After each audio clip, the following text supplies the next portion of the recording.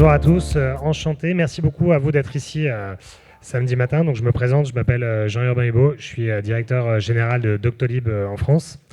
Je suis vraiment ravi d'être avec vous en ce samedi matin pour parler d'exercice coordonné, un sujet super important, difficile, naissant, et pourtant ça fait quand même de nombreuses années qu'on en parle. Je vais vous expliquer un peu pourquoi pour nous on voit ça comme un sujet très important et puis aussi ce qu'on fait en fait chez Doctolib sur le sujet de l'exercice coordonné. Mais l'idée c'est pas vraiment de parler de Doctolib aujourd'hui, c'est de parler de manière générale de ce sujet de la coordination des soins et comment on peut faire avancer les choses, d'ouvrir des débats et j'espère qu'on en sortira. C'est une première édition avec une feuille de route intéressante, des idées et qu'on pourra organiser de nouvelles éditions à l'avenir parce que c'est vraiment un sujet qui nous tient à cœur. Pourquoi l'exercice coordonné? En fait, pour deux raisons. Un côté patient, bien sûr, c'est un sujet important puisqu'on a une population vieillissante, souvent pluripathologique, avec donc polypathologique, pardon, avec beaucoup de types de soins à fournir avec des soignants différents. Et souvent, c'est un peu un parcours du combattant en fait pour ces patients-là, aussi pour les malades chroniques organisés. On en parlait juste à l'instant. Donc, du côté patient, c'est un sujet d'actualité important et qu'il sera encore plus dans les prochaines années. Du côté soignant, on connaît la situation avec la tension en fait du système de soins, beaucoup de burn-out de médecins ou de professionnels de santé qui se sentent isolés. Donc c'est pareil en fait, le fait de pouvoir exercer de manière coordonnée, fluide, etc. C'est quelque chose qui permet de faire d'avoir un exercice qui est beaucoup plus serein, beaucoup plus fluide. Maintenant, une fois qu'on a dit ça, c'est très difficile à mettre en place. Très difficile à mettre en place pour une question de temps, pour une question d'outils, et puis parce que en fonction des territoires, il n'y a pas toujours les structures, la capacité de communiquer ou même parfois la volonté de le faire. Et donc c'est un sujet qui est aujourd'hui hyper important, mais pas forcément bien traité. Il y a plein d'initiatives hyper intéressantes depuis de nombreuses années qui sont mises en place. Les CPTS, les MSP. Nous, en fait, on travaille sur ces sujets-là depuis très longtemps. On a mis un peu de temps, donc on est encore un peu naissant, on va dire, sur le sujet. On a eu notre certification MSP niveau standard en septembre, donc on en parlait justement avec certains d'entre vous. On est encore niveau standard. Donc en fait, c'est la première version de notre logiciel pour les MSP et elle est très bien parce que vous connaissez notre logiciel, mais elle est hautement améliorable pour tout ce qui est collaboration, protocole, etc. Donc en fait, on travaille dessus, comme vous nous connaissez encore, pour avoir une solution qui est extraordinaire dans les prochains mois et le plus vite possible. On a notre outil de coordination des soins également, donc Doctolib Silo, que vous connaissez également, qui est aussi en fait un outil super important pour nous pour aider à travailler en fait les parcours de soins en collaboration, mais qui est aussi un outil nouveau. Donc en fait, qui peut être hautement amélioré, même si aujourd'hui il y a énormément d'outils de collaboration et de coordination. La réalité, c'est qu'il n'y en a pas beaucoup qui sont faciles à utiliser, pour en avoir utilisé certains. Donc Doctolib Silo, il a le mérite d'être assez facile à utiliser, mais il y a encore énormément de fonctionnalités sur lesquelles on travaille, pour pouvoir travailler d'équipe à équipe, pour pouvoir faire de la téléexpertise, pour travailler sur des cas d'usage particuliers. Vous avez dû en entendre parler, mais en ce moment, par exemple, on travaille sur les EHPAD. Et en fait, un des sujets des EHPAD, c'est de pouvoir accéder, on en parlait aussi tout à l'heure, à des soignants en fait, autour de l'EHPAD. C'est très difficile. Et donc, en fait, avec Silo, par exemple, on peut créer une communauté de soignants autour de l'EHPAD pour pouvoir organiser de manière beaucoup plus flexible les rendez-vous, que ce soit en téléconsultation ou que ce soit en présentiel, au sein de l'EHPAD. Donc voilà, nous, à notre petite échelle, on essaie de travailler pour améliorer en fait, la coordination des soins. Maintenant, on n'est qu'une goutte dans l'océan. Et donc, en fait, l'idée aujourd'hui, c'était pas du tout de parler de Doctolib, mais c'était plus de pouvoir débattre sur ce sujet, prendre en fait des idées, etc., et de voir, nous, après, à notre échelle, comment on pourra aider là-dessus. Donc, en fait, on a la chance d'avoir des intervenants, qu'Edwige va présenter ensuite, de super qualité, qu'on remercie pour être là aussi un samedi matin, qui vont débattre là-dessus. Ensuite, on a un déjeuner et puis des ateliers cet après-midi. Je voulais vous remercier d'être ici de nouveau un samedi. Et puis j'espère que ça essaimera des petits rendez-vous de l'exercice coordonné dans les années à venir. Nous, on aime bien en fait commencer en fait en faisant un GEDC et ensuite continuer à l'améliorer dans les prochains mois, dans les prochains trimestres et dans les prochaines années. Un bon exemple que vous avez dû voir forcément cette année, on a publié une carte de France de l'accès aux soins. Aussi dans la volonté en fait d'aider les territoires et les filières de professionnels de santé à s'organiser là où il y a des problèmes enfin visualiser où il y a des problèmes et à pouvoir s'organiser. Et c'est pareil, c'est un sujet sur lequel on retravaille pour l'année prochaine avec plusieurs syndicats de médecins, avec les organisations publiques territoriales pour pouvoir avoir une étude qui soit encore plus fine et encore plus impactante l'année prochaine. Voilà, je laisse la main. Merci beaucoup à tous et à tout de suite. Merci beaucoup Jean Urbain pour ce mot d'introduction. Bonjour à tous et bienvenue. Vous l'avez donc compris, l'objectif est simple, partager et surtout s'inspirer pour faire évoluer peut-être votre pratique. Au programme donc de cette journée, rencontre d'abord avec 5 soignants. Jean Urbain l'a évoqué à l'instant. Avec eux, on verra comment adapter l'exercice coordonné aux besoins de votre territoire. Et puis la journée se poursuivra cet après-midi avec 2 sessions d'ateliers animées par des soignants. L'occasion pour vous d'échanger directement avec ces professionnels sur leur pratique et leur quotidien. Ils seront donc 13 soignants à vous proposer ces temps d'échange, 13 soignants qui seront donc avec nous dès cette fin de matinée pour vous présenter leur atelier. Voilà, vous l'avez compris, la journée s'annonce très riche. On est juste le matin. Encore une fois, merci d'être là un samedi matin. Et c'est donc aussi une journée qui sera retranscrite, notamment grâce à la facilitatrice graphique Anna Lenzner. Vous voyez notamment ses premiers dessins, qui sera donc avec nous toute la journée. Et sans plus tarder, eh bien, débutons les échanges avec cette conférence plénière consacrée donc à l'exercice coordonné, une coordination des soins devenue, vous le savez, indispensable. Il existe d'ailleurs aujourd'hui une diversité de dispositifs de coordination des soins. Il existe aussi des bonnes pratiques, bien sûr, pour se coordonner entre soignants, même en dehors finalement d'une structure en ville ou à l'hôpital, mais finalement, comment adapter l'exercice coordonné aux besoins de son territoire? Eh bien, nos 5 invités vont répondre à cette question et vous allez les accueillir, s'il vous plaît, sous vos applaudissements, messieurs, dames. Allez, venez nous rejoindre, chers invités. On va faire un rapide tour de table pour vous présenter 5 soignants ce matin avec nous.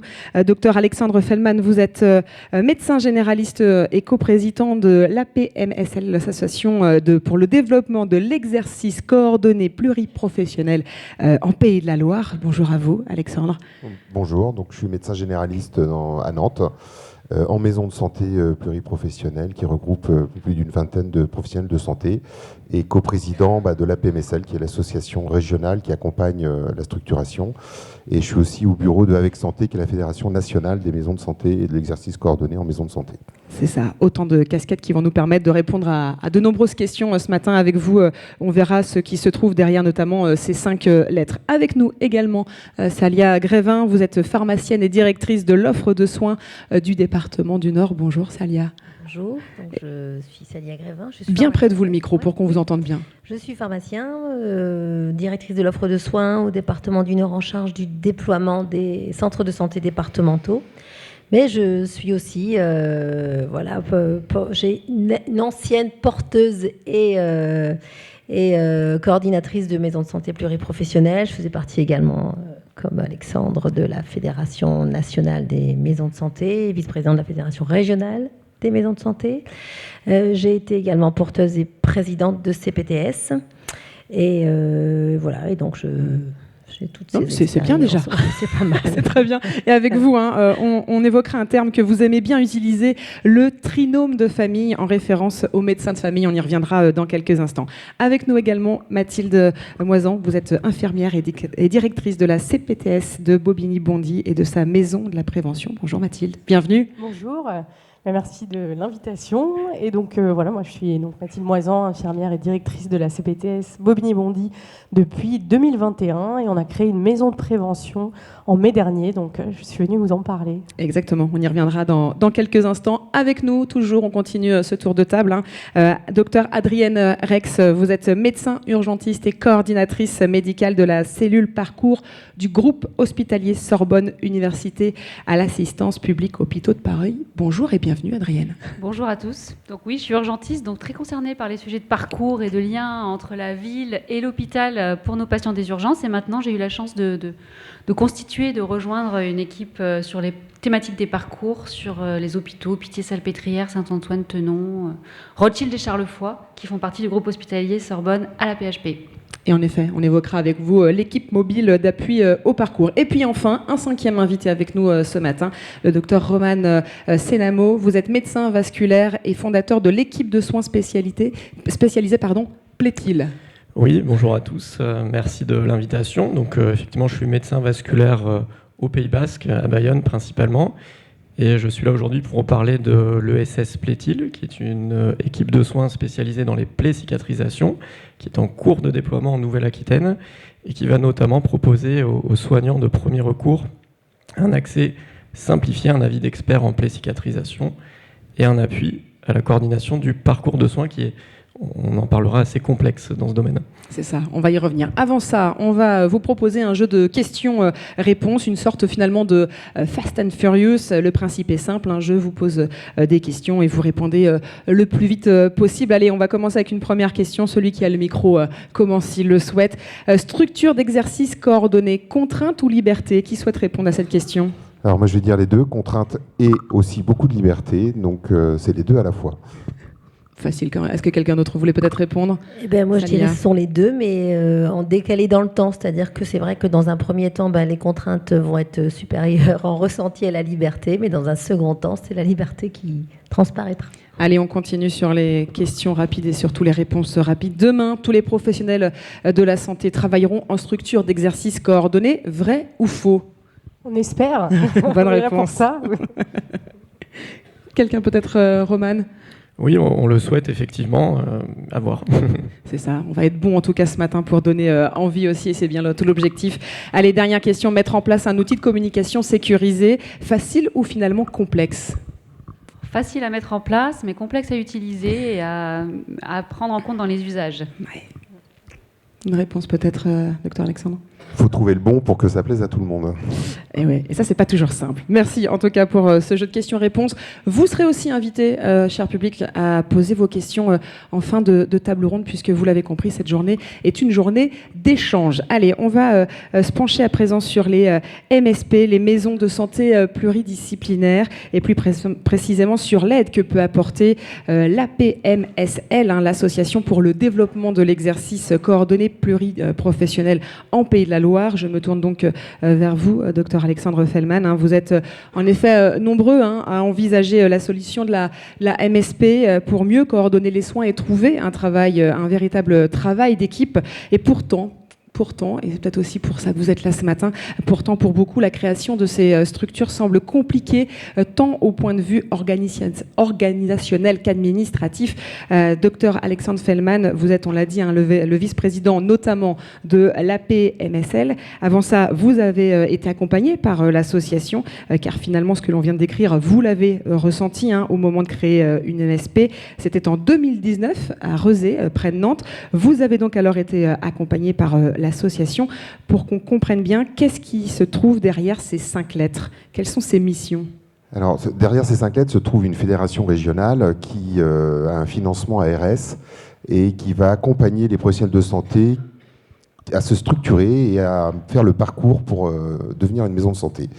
Alors, pour beaucoup de gens, la maison de santé, c'est quelque chose de compliqué. Il faut créer un projet, il faut l'écrire, il faut créer une CISA, il y a des démarches administratives à faire et ça peut faire peur. Et en fait, le fait d'être accompagné, ça permet de voir ce travail de manière plus simple. Et c'est aussi une manière de monter une équipe. C'est-à-dire que l'écriture d'un projet, l'accompagnement, fait aussi que les gens vont se retrouver et vont pouvoir construire le projet ensemble, se connaître.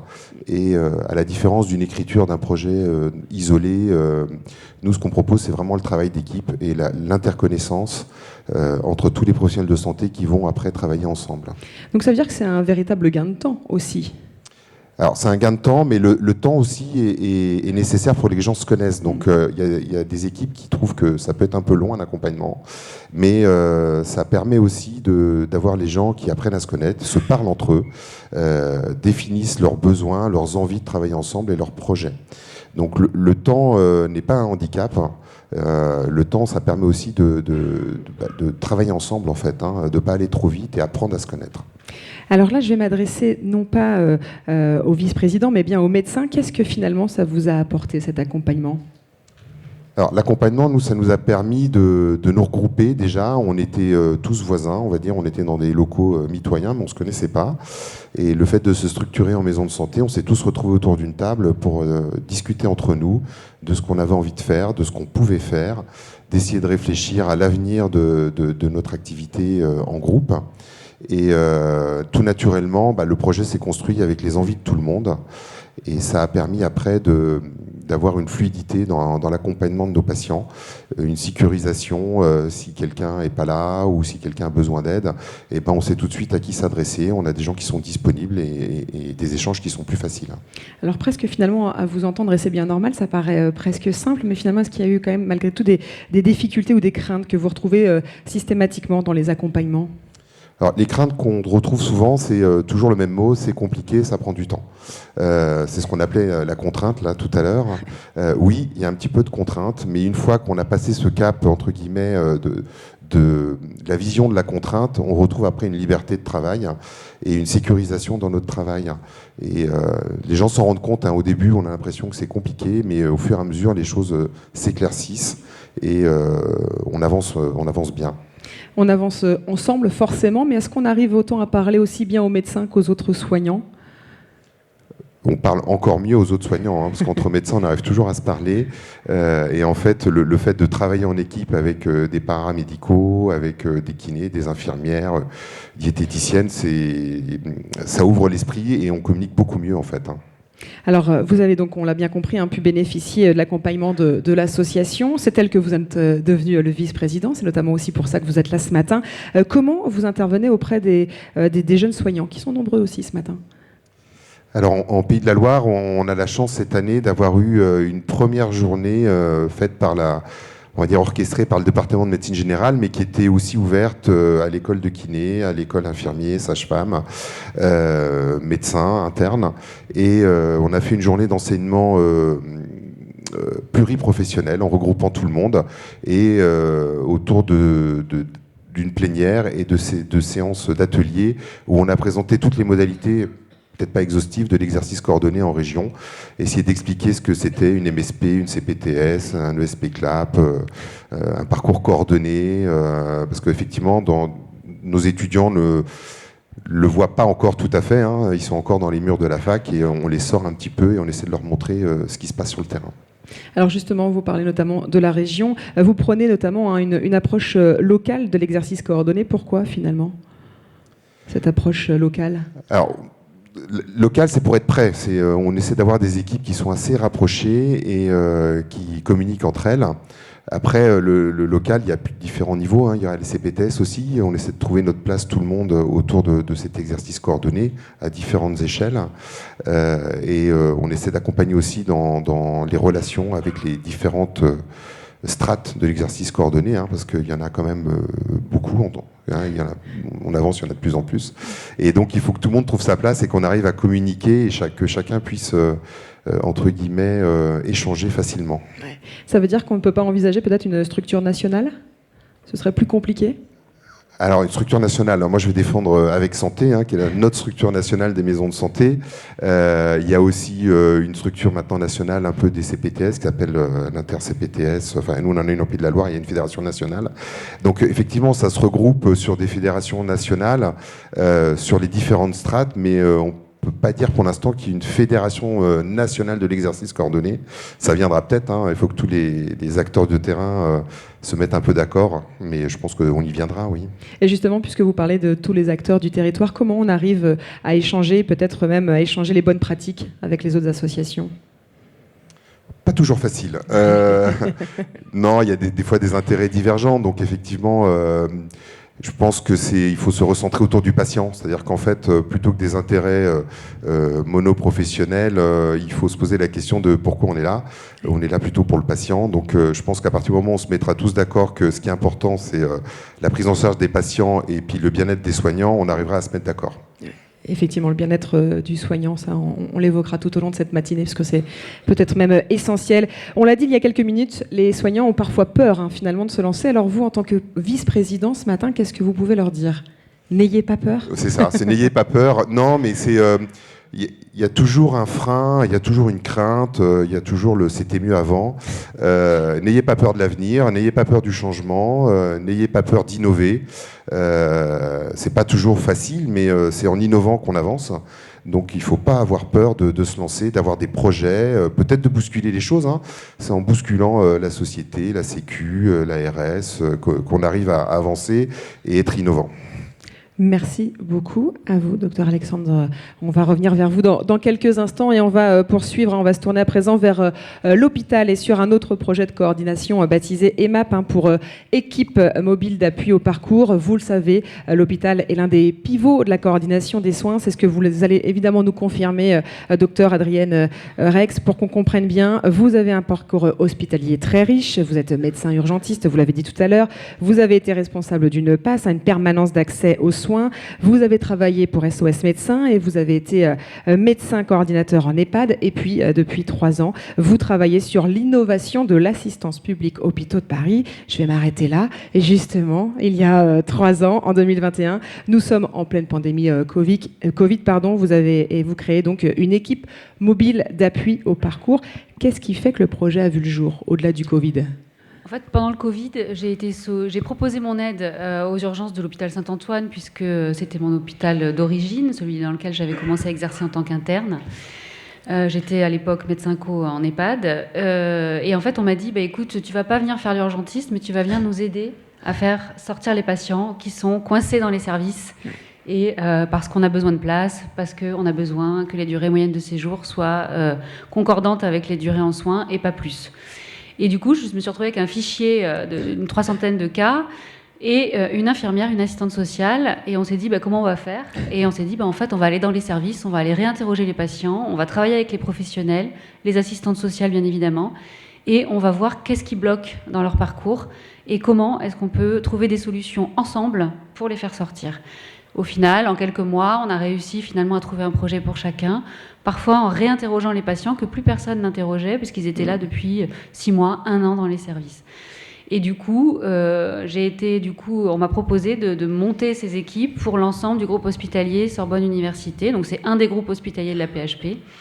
Et maintenant, je pilote des équipes mobiles d'appui au parcours sur les sites MCO, donc plutôt Pitié, Saint-Antoine-Tenon, et bientôt sur Rothschild et Charlevoix, puisque dans les SSR, il y a aussi besoin d'appui pour aider à faire sortir les patients quand ils n'ont plus besoin de soins. Je crois qu'aujourd'hui, on peut plus se permettre d'avoir à l'hôpital des patients qui n'ont plus de soins, mais qui n'ont pas de projet de sortie.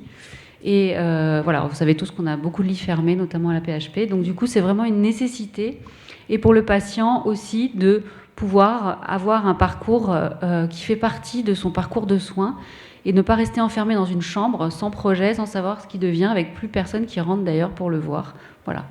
Ça veut dire qu'effectivement, la finalité, ce n'est pas arriver dans la chambre, ça veut dire qu'il y a un vrai projet derrière aussi. L'hôpital, c'est un lieu de soins, en fait, c'est pas un lieu de vie. Ouais. C'est important de le rappeler. Dire ça. Ouais. Mais voilà, donc pour les patients et pour leurs proches, il faut absolument que le patient puisse trouver un projet en lien donc avec la ville et le territoire qui correspondent à ses besoins le plus rapidement possible une fois qu'il n'a plus besoin de soins. Ça, donc c'est vous qui l'avez lancé. Alors comment ça fonctionne concrètement ? Désormais, il y a des équipes. Donc il y a des équipes mobiles. Donc on a évidemment développé cette démarche d'aller dans les services, rencontrer les patients, mais aussi les équipes de soins et les équipes sociales qui sont en place, comme je disais, pour refaire le point sur les éventuels problèmes rencontrés, repérer précocement les éventuels facteurs de complexité, pouvoir travailler dessus le plus tôt possible. Et voilà, donc il y a vraiment une démarche d'aller vers, des équipes mobiles. D'aller vers et puis de savoir écouter, c'est normalement effectivement la base du métier, mais parfois on a tendance à l'oublier aussi. Ça, c'est Alors important. on a la fâcheuse tendance, en tant que médecin, à penser à la place des patients. Et du coup, y compris sur les projets de sortie, c'est-à-dire à vouloir un peu mettre tout le monde en centre de rééducation, parce que c'est finalement ce qui semble le plus facile, mais ça ne correspond pas forcément aux besoins des patients. Du coup, ils ne trouvent pas de solution de sortie. Voilà. Donc, on est aussi dans une démarche pédagogique auprès des professionnels et notamment des jeunes médecins enfin ceux qui sont le plus en contact avec les patients, pour leur former aux différents dispositifs, aux différentes orientations possibles, aux différentes aides qu'ils peuvent solliciter dès l'entrée du patient. Et alors, si on parle de chiffres, vous les évoquiez un petit peu tout à l'heure, quels sont les impacts chiffrés finalement ? Alors, on a relancé, alors il n'y a pas que nous, c'est une démarche globale au sein du groupe hospitalier, vraiment de faire du parcours du patient un axe de travail très important. Et du coup, effectivement, on est le groupe hospitalier qui a pu diminuer ses durées moyennes de séjour, là, les IPDMS pour ceux qui connaissent, sur l'AP, en 2 ans, quoi.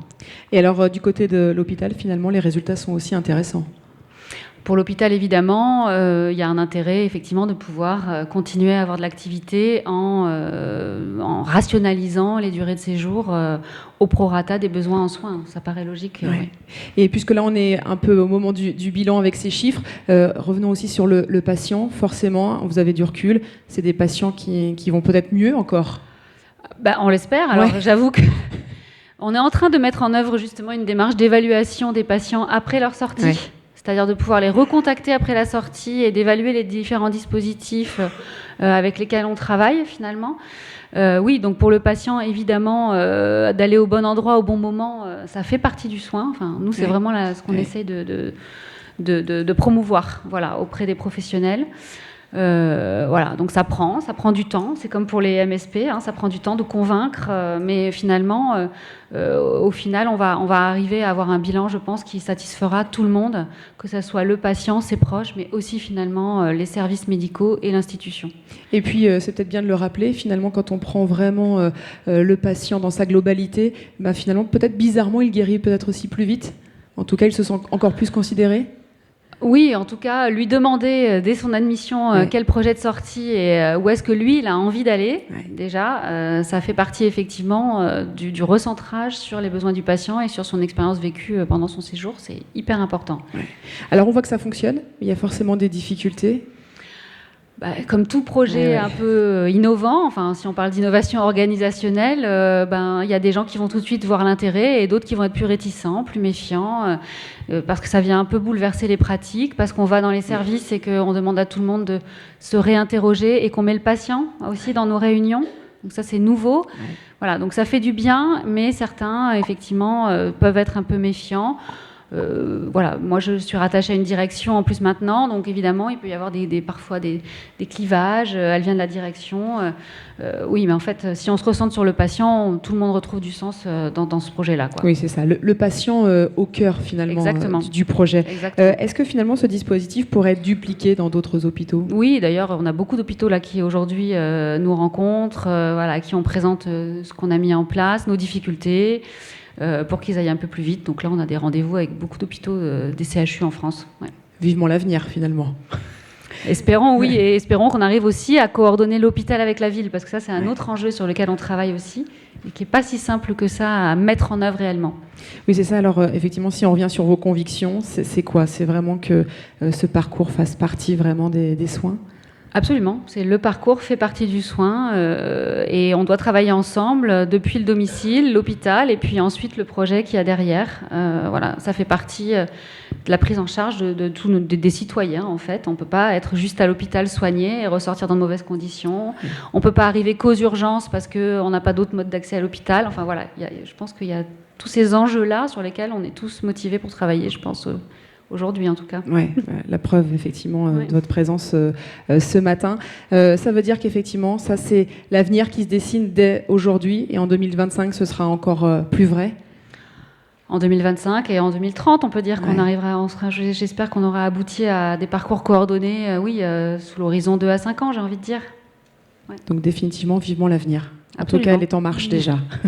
Allez, on va poursuivre. On va se pencher à présent sur les CPTS, le dispositif que beaucoup connaissent évidemment et qui permet notamment d'appuyer d'autres projets comme la Maison de la Prévention. Mathilde Moisan, vous dirigez donc, on l'a dit tout à l'heure, la CPTS de Bobigny-Bondy depuis 2021. Il s'agit d'une CPTS de taille 3 qui compte 100 adhérents soignants, dont 50 médecins et beaucoup de pharmaciens.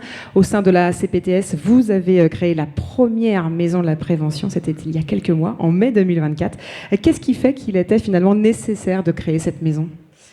Eh ben, sur le projet d'une CPTS, ce qu'on partage en commun, c'est de se dire on va regarder les besoins du territoire et proposer des projets innovants pour s'adapter à notre territoire. Adrienne l'a dit, l'hôpital n'est pas un lieu de vie, la ville est un lieu de vie. C'est la responsabilité, quelque part, des soignants de ville et d'une CPTS de s'en emparer. Et donc nous, on est parti du constat qui est français, mais spécifique aussi en Seine-Saint-Denis, qui est qu'on augmente les maladies chroniques, mais qu'on diminue les professionnels de santé. Et c'est mondial. Voilà, donc on a regardé, nous, les caractéristiques des habitants de Bobigny-Bondy, quelles étaient les pathologies les plus prévalentes. Donc, sans mystère, on a une prévalence de l'obésité, du diabète, des maladies cardiovasculaires. Donc, vous me voyez venir, c'est pour ça qu'on s'est dit, on va faire une maison de la prévention, obésité, maladies cardiovasculaires, diabète. Et par chance, ces pathologies, elles ont des facteurs de risque communs.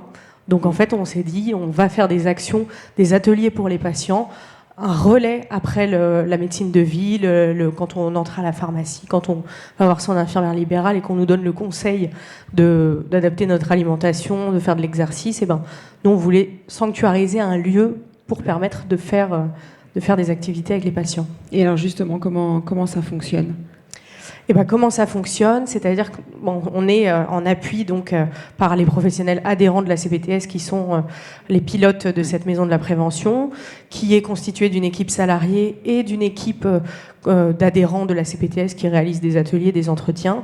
Et donc la personne se présente à la maison de la prévention, elle fait un entretien individuel où on évalue les besoins médico-psychosociaux. Et ce qui est assez important et qu'on essaie de faire vraiment à chaque fois, c'est de déterminer dès le départ 1 ou 2 objectifs avec le patient ou l'usager ou le participant qui n'est pas projeté sur, en tant que soignant, nous on aimerait que tous les patients aient des bilans lipidiques géniaux, pas de diabète, que on tout, pense pour que eux, tout soit comme très disait bon. Adrienne tout à l'heure. Mais idéal versus réalité. Avec eux, on choisit quel objectif de santé publique va être atteint et quel objectif on se donne pour les 3 prochains mois. Donc ça peut être arrêter la consommation de cigarettes et reprendre l'activité physique.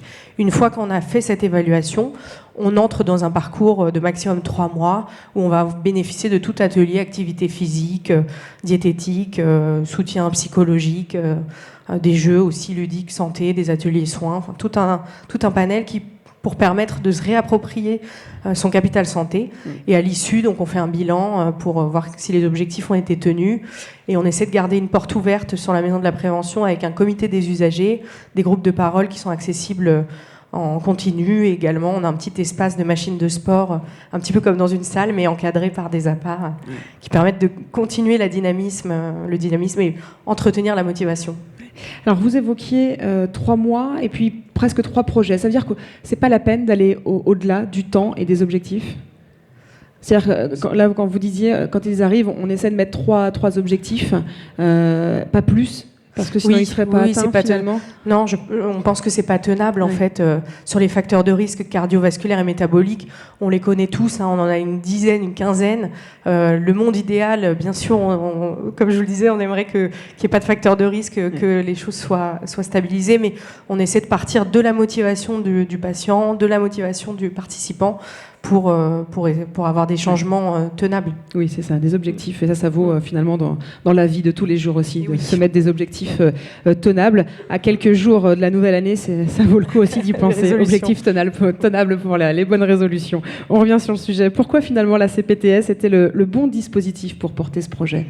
Le bon dispositif parce que les adhérents, en fait, on a partagé un constat commun. On s'est dit, on a des pathologies chroniques qui augmentent, on n'a pas assez de temps pour faire de la prévention, on sait qu'on y va, on continue à avoir une augmentation. On en parlait tout à l'heure, l'obésité en France, en 97, on était à 7,5% ou 8%. En 2019, on était à 17%. Voilà, les chiffres avancent, on le sait. Donc qu'est-ce qu'on fait en tant que professionnel de santé, sachant que la prévention, le soin n'est qu'une partie de la prévention, c'est 20-30%. La santé, c'est beaucoup plus global. Donc on a essayé de décentrer l'activité soignante et de se dire comment on entretient son capital santé. Et on aime bien mettre en avant 3 notions assez parlantes pour tout le monde. Déjà, entretenir sa santé mentale. Le deuxième, faire de l'activité physique. Et le troisième, essayer d'avoir une alimentation équilibrée. Et en fait, c'est transverse sur beaucoup de pathologies chroniques. Oui, ça vaut pour beaucoup de sujets, effectivement. La Maison de la Prévention, on l'a dit, a ouverte donc en mai 2024, c'est-à-dire il y a quelques mois. Est-ce qu'on peut déjà avoir des chiffres finalement, des résultats ? Oui. en aller vers, en fait, on se déplace dans les centres commerciaux auprès des gares pour faire des dépistages un petit peu ponctuels et rapides de l'hypertension et du diabète. Alors sur ces activités, on voit 600 patients au minimum annuel. Et sur la maison de la prévention, là, depuis mai, on a réalisé un peu plus de 80 ateliers. Il y a 500 prises en charge qui sont débutées. Et sur les machines en accès libre, on a 300. Donc notre objectif global, c'est 1000 patients annuels. On est quasi déjà atteint. Oui, donc ça veut dire qu'effectivement, ça peut augmenter encore un peu plus chaque année, finalement. Ce sera l'objectif. On espère. Alors, tout semble simple, évidemment, comme à chaque fois quand on vous écoute, et c'est bien normal. Mais créer une maison de la prévention reste évidemment une réelle étape. Alors, comment, finalement, arrivez-vous à garder vos objectifs dans un contexte, on le sait, où le cadre est de plus en plus strict ? Eh ben, vous l'avez dit, justement, les objectifs, maintenir des indicateurs clairs. Nous, en fait, quand on a parlé prévention, au début, on a repris les 3 niveaux de prévention, primaire, secondaire, tertiaire, et on voulait faire des sessions d'ateliers vraiment personnalisées en fonction du type de prévention. Est-ce que j'ai pas du tout de facteur de risque ? Est-ce que j'en ai un ou deux ? Est-ce que je suis déjà dans la maladie ?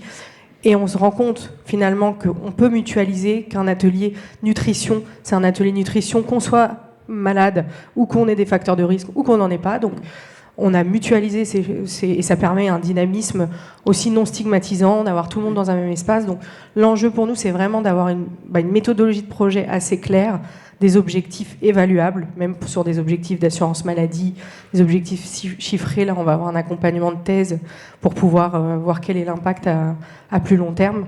Mais ouais, je dirais surtout avoir des indicateurs précis et un suivi de projet. Oui, c'est ça, précis pour pouvoir effectivement forcément mieux avancer et toujours mieux adapter. Alors pardon pour cette question, mais comment se passent les relations avec les institutions et les hôpitaux ? Et ben comme c'est une structure nouvelle, c'est encore un nouveau dispositif à intégrer dans le quotidien. Donc, on en parlait aussi tout à l'heure, les réfractaires au changement, c'est forcément un peu, il y en a partout, un peu a priori, compliqué d'insérer. Mais voilà, nous, on prend vraiment la porte comme vous l'avez dit également, du patient et de l'intérêt pour le capital santé, en fait. Si on est tous d'accord sur le fait qu'on a besoin de faire plus de prévention, aujourd'hui, c'est à peine 5% des dépenses nationales de santé, la prévention, donc il y a des choses à faire sur ce terrain. Et on part vraiment sur une ambition commune et essayer de la présenter à nos partenaires, aux institutions.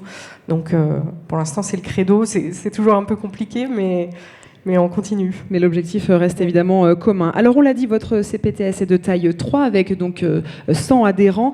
Comment on réussit finalement à manager toutes ces équipes ? Et par du management surtout transverse. Voilà. Moi, ça veut dire quoi ? Je suis pas il n'y a pas de chef. Même sur le bureau, on essaie de partager les responsabilités. En partageant forcément les challenges, on mutualise la prise de décision. Je pense que c'est des choses importantes. Et aller chercher le professionnel dans ce qui fait sens dans son activité professionnelle.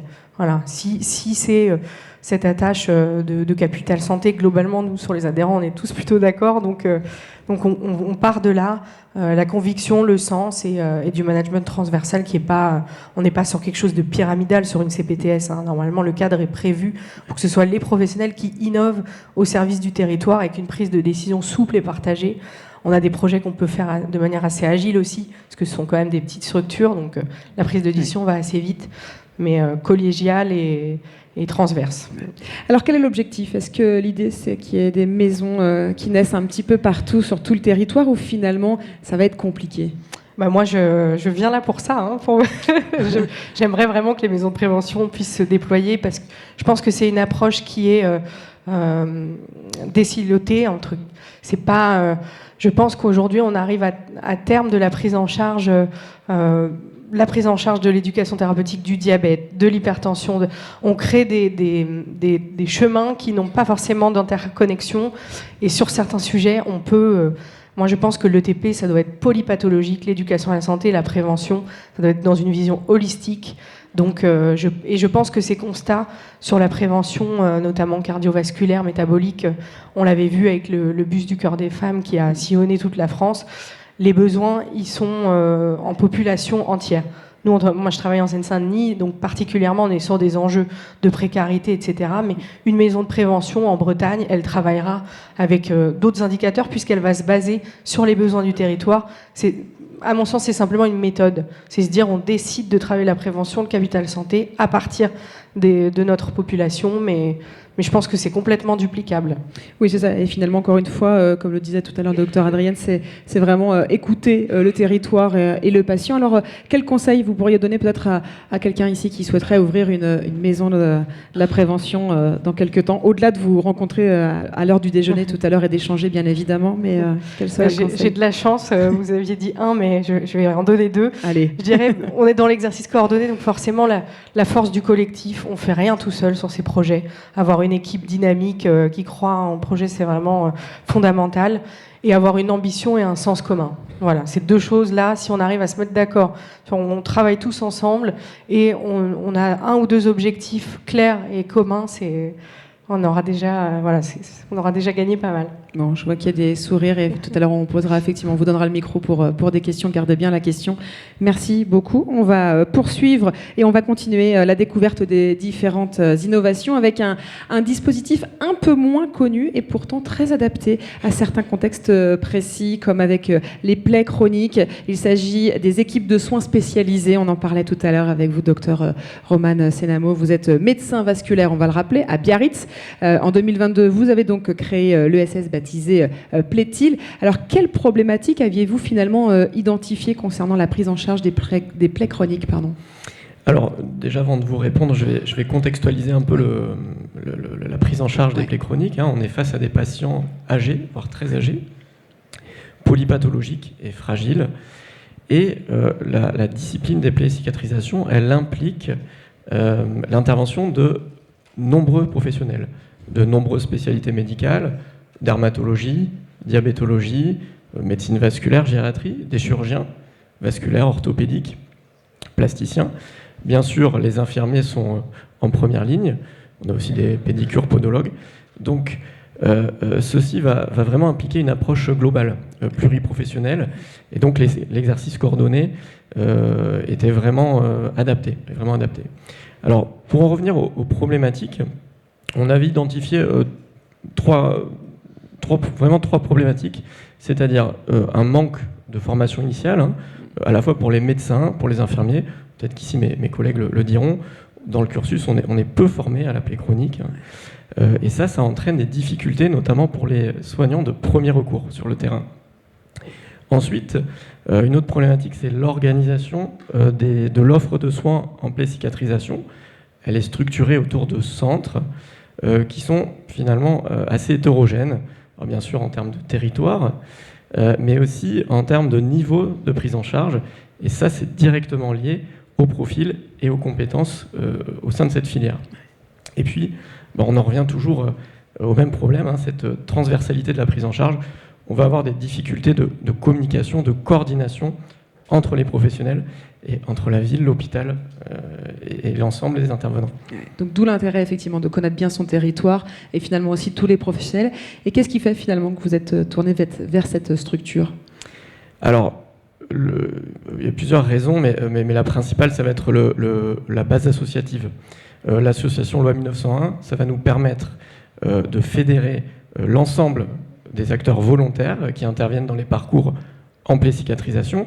Donc, je rappelle que l'ESS, c'est une organisation de deuxième recours, et donc ce n'est pas une structure de soins. On va mettre en relation, elle a en relation tous les intervenants, et on va avoir comme mission principale de coordonner le parcours. Donc finalement, cette base associative elle était très intéressante. Deuxième intérêt, c'est que finalement, cette organisation nouvelle, elle s'inscrivait complètement dans le système de santé actuel, en parfaite complémentarité avec des organisations comme les CPTS, comme les dispositifs d'appui à la coordination, et puis on peut se mettre en lien avec les GHT, les établissements de santé. Donc finalement, voilà, c'était vraiment pertinent. Et puis peut-être un dernier atout, c'est le champ territorial. En fait, l'ESS, elle a un territoire généralement à minima départemental, voire pluridépartemental.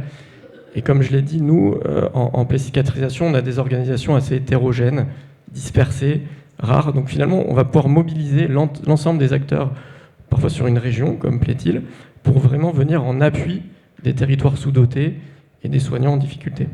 Et justement, puisque vous parlez du fait de venir en appui, comment vous créez le lien avec les EHPAD qui sont vos presque partenaires principaux peut-être ? Oui, alors déjà ça passe par de la communication. Effectivement, beaucoup de nos patients vivent en EHPAD. Donc en fait, il faut amener, pour notre modèle, il faut amener les usages numériques. Voilà, donc c'est parfois un peu complexe. On se heurte à pas mal de freins, mais ça se développe et on amène cette téléconsultation assistée en EHPAD pour aider les soignants. Encore une fois, c'est toujours de la pédagogie, ça fait partie aussi de vos rôles. Et justement, est-ce qu'il y aurait des réticents peut-être ? Alors, oui, on retrouve les mêmes forcément, réticences. ça sera à chaque fois la même réponse. On a effectivement déjà parlé. Alors, nous, c'est vrai qu'on a un projet de santé qui est structuré autour de la télémédecine. Alors, c'est déjà un premier frein, les usages numériques. On arrive assez facilement quand même à les faire disparaître. On accompagne les soignants. Mais effectivement, ces nouveaux modèles organisationnels, souvent, apportent des réticences. Et parfois, cette complémentarité de l'organisation par rapport aux organisations existantes, elle n'est pas toujours comprise. Donc ça passe par de la communication, par de l'information. C'est chronophage, mais il faut le faire. Et finalement, vous avez aussi un vrai rôle de manager, parce qu'effectivement, parfois, quand c'est pas compris, c'est parce que il n'y a pas effectivement ce côté sens qui est encore bien compris. Donc, d'où l'importance d'être pédagogique. Ça fait partie de votre métier aussi. Oui, complètement. Et puis, c'est vraiment une dynamique collaborative. On est un petit noyau d'acteurs dans l'ESS. Aujourd'hui, on a une trentaine de professionnels qui sont impliqués, mais on est quelques professionnels qui vraiment lançons cette dynamique. Et effectivement, c'est compliqué. Et on y arrive. Mais effectivement, on voit bien à chaque fois, il faut un noyau dur de leaders et de personnes qui ont envie. Alors, quels sont les premiers résultats très concrets ? Parce que ça fait pas si longtemps que ça, finalement. Non, finalement, on a commencé il y a 2 ans, un peu plus de 2 ans. Alors, nous, en fait, on cherche déjà à répliquer un modèle qui existe déjà, qui n'est pas une ESS, mais qui existe en Occitanie. On a des collègues qui portent le dispositif Domoplay, qui est actuellement en expérimentation article 51, et donc ils sont en cours d'évaluation. Donc on n'a pas aujourd'hui de données médico-économiques sur Plaît-il, mais on va en avoir très probablement rapidement sur le dispositif Domoplay. En termes d'impact chiffré, je dirais que voilà, on est 30 professionnels, on a 8 spécialités différentes en termes de médecins et de chirurgiens, on a 10 infirmiers en protocole de coopération, et sur ces 2 premières années d'exercice, alors comme je l'ai dit, on est en cours de déploiement régional, mais sur les 2 premières années, on était centré sur les Landes et les Pyrénées-Atlantiques, donc 2 départements. On a accompagné près de 400 équipes traitantes, parce que je dis équipes traitantes, c'est médecins généralistes et infirmiers, et on a un peu plus de 800 patients accompagnés. Alors comment vous faites pour vous faire connaître finalement sur tout le territoire ? Parce que justement, ça ne fait que 2 ans. Écoutez, on utilise les moyens de communication un peu classiques. On a une plaquette de présentation, on a un site internet. On vient d'organiser un congrès, la déplacicatrisation à Bayonne, avec un peu plus de 200 participants. On avait 40 orateurs qui sont venus. Alors ça nous aide beaucoup à communiquer. Alors on a abordé les soins en plaie, mais aussi l'exercice coordonné. On avait une session dédiée. Et puis, ce qui marche le mieux, en fait, c'est le bouche à oreille. C'est les médecins, les soignants qui nous sollicitent. Et ce qui est vraiment valorisant, c'est qu'il y a beaucoup qui reviennent vers nous. Et souvent, ils ont avancé, en fait, dans leur pratique. Ils nous contactent un peu plus tard dans la prise en charge. Ils ont déjà fait un examen. Ils ont déjà fait... Voilà. Donc, c'est vraiment valorisant pour ce qu'on leur propose. Puis le bouche à oreille peut continuer évidemment aujourd'hui à l'occasion de cette journée. Alors finalement, est-ce que c'est moins lourd de créer une ESS ou une MSP ? Alors j'ai pas l'expérience de la création de la MSP. Ce que je peux dire, c'est que l'ESS c'est quand même assez nouveau. Il y a peu de SS en France encore. Je crois qu'il y a une quinzaine de projets validés. On s'est heurté à des gros freins, principalement financiers, parce qu'en fait on a porté ce projet personnellement, avec un de mes collègues médecins. Bon, aujourd'hui, ça va le financement des ESS est inscrit dans la nouvelle convention médicale. Donc, probablement, ça sera mis en place courant 2025. mais je pense qu'on se heurte aux mêmes problématiques, effectivement. Encore une fois. Alors vous dites on, effectivement, quand vous évoquez le sujet. Alors finalement, qu'est-ce que ça vous apporte de travailler en équipe plutôt que d'exercer seul ? C'est beaucoup plus simple, en fait. Je l'ai dit, la plaie chronique, c'est une discipline très transversale, donc on se heurte très rapidement, on est bloqué, et on le voit avec les équipes de premier recours, où finalement, parfois ils nous disent, voilà, j'ai essayé tous les pansements, on n'avance pas, oui, parce que il faut avancer dans la démarche médicale, et on a besoin peut-être d'un médecin spécialiste, d'un infirmier diplômé en plaie cicatrisation. Donc c'est vraiment, ça facilite, ça fluidifie le parcours de soins, et puis en plus, encore une fois, ça permet le partage de connaissances, ça renforce les compétences. Et ça, c'est la télémédecine aussi qui nous offre tout ça. Cette matinée est aussi l'occasion, bien sûr, d'une part de découvrir, mais aussi peut-être de donner envie. Alors, qu'est-ce qu'on pourrait donner comme conseil à nos invités qui sont présents ce matin ? Je vais revenir sur cette dynamique. Voilà, il faut centrer le projet déjà sur le patient, sur les problématiques du patient et les problématiques du territoire, et trouver quelques collègues très motivés pour lancer ce projet. Voilà. C'est ça, trouver des collègues très motivés. En tout cas, on en a 5 ce matin, et ça c'est chouette. Merci beaucoup à vous, et puis on va terminer avec un autre sujet, encore un peu plus finalement, peut-être encore plus dans le vif du sujet avec vous, Salia Grévin. Vous avez une expérience très vaste de l'exercice coordonné, puisque vous avez fondé notamment une MSP, et puis une CPTS, la CPTS Grand Ouai, sur votre département, le département du Nord, et aujourd'hui vous êtes 100% dédié au déploiement d'un projet autour des centres de santé et des IPA, les infirmières en pratique avancée. Un trinôme finalement que vous appelez trinôme de famille, en référence aux médecins de famille. Racontez-nous comment est né ce projet. Alors ce projet s'inscrit vraiment dans une démarche. Je vais faire un peu la synthèse de tous ces dispositifs qui sont indispensables et qui existent maintenant sur les territoires avec plus ou moins de difficultés. Moi, je suis pharmacien de formation. J'ai une officine pendant une vingtaine d'années. Et en 2013, comme tout le monde, on commence à sentir un peu la pression de la tension démographique médicale, mais aussi paramédicale. Et donc, je suis partie dans un portage de projet de maison de santé pluriprofessionnelle attenante à mon officine, un projet qui est né et qui existe toujours, et qui porte aujourd'hui 28 professionnels de santé. On a pu installer 5 médecins généralistes, 5 installations sèches à l'époque. C'était vraiment génial. Je ne veux pas revenir sur toutes les problématiques de portage de projets de maison de santé pluriprofessionnelle. Et puis c'était pas suffisant parce que voilà, les médecins installés sont toujours très vite débordés, puisque c'est difficile de compenser le départ à la retraite de médecins plus âgés. Donc en 2017, je me suis lancée vers le portage de ce nouveau modèle, ici de la loi 2016, la CPTS, où là on avait le choix de pouvoir créer un outil de structuration de l'offre de santé sur les territoires. Et donc ça pouvait apporter aussi une aide supplémentaire, puisqu'on reste quand même si on parle d'outils de structuration de l'offre de santé sur un territoire, la démarche principale est évidemment l'accès aux soins, l'accès, que ce soit au travers de l'accès médecin traitant ou la structuration d'un outil qui permet de traiter, d'orienter les demandes de soins non programmés. On est vraiment là-dessus. Donc je suis partie là-dessus en 2017 avec la création d'un numéro unique qui permettait de répondre à la demande de soins non programmés en lien avec les professionnels de santé du territoire. Et puis ce numéro unique, c'est surtout escrimé de travailler pendant le confinement en 2020, puisque l'idée c'était de répondre à la demande des patients qui présentaient des symptômes à l'affection à Covid-19.